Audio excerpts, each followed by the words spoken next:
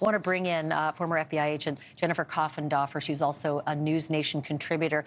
Jennifer, I would like it if you could please use your expertise on the photo that was released. I was a little shocked to see that there was no effort at all to mask his identity, but maybe you can see something in at least the weapon or the profile of this shooter that I'm not seeing.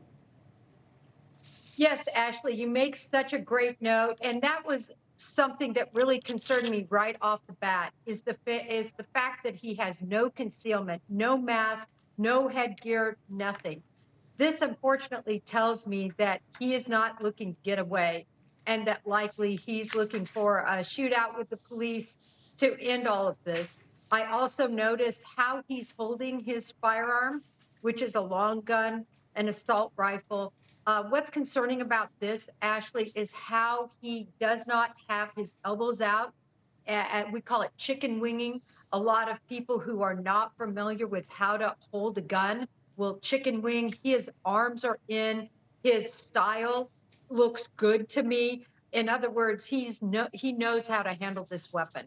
Again, if you're just joining us, this is a mass shooting event, and we are getting updates. But the last update was enough for me to break into Dan Abrams' program because there are 16 people now dead and upwards of 60 to 70 who may be injured, shot, and potentially critical. We don't know at this point the conditions of these people. This is in Lewiston, Maine, and this is the man that is on the run right now, full be on the lookout, shelter in place. This is the man, they say, went to 3 different locations, just wantonly killing anyone who he could train that weapon on. The location, Spare Time Recreation Center, that is a bowling alley, Smengi's Bar and Grill, which is obviously a restaurant, and a Walmart. We don't know if it's a Walmart store. One report had it at a distribution center. That's what the Sun-Journal said.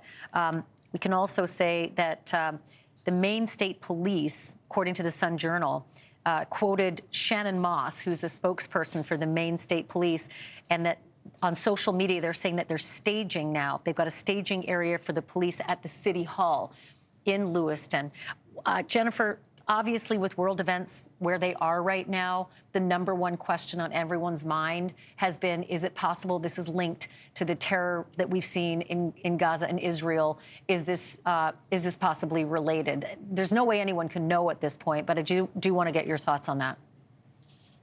Well, Ashley, the first thing I did was look at where this location was of these 3. And if you look, they just leapfrog one upon another upon another. In other words, a normal route that one would take. So it seems to me that this would not be related to any of the events in Israel, but rather an active shooter that is out looking at areas of opportunity that he is finding upon this path that he's taking.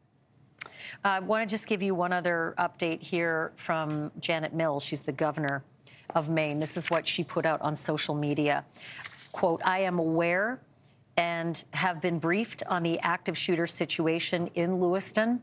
I urge all people in the area to follow the direction of state and local law enforcement. I will continue to monitor the situation and remain in close contact with public safety officials. Thanks for watching. Go to newsnationnow.com to find NewsNation on your television provider.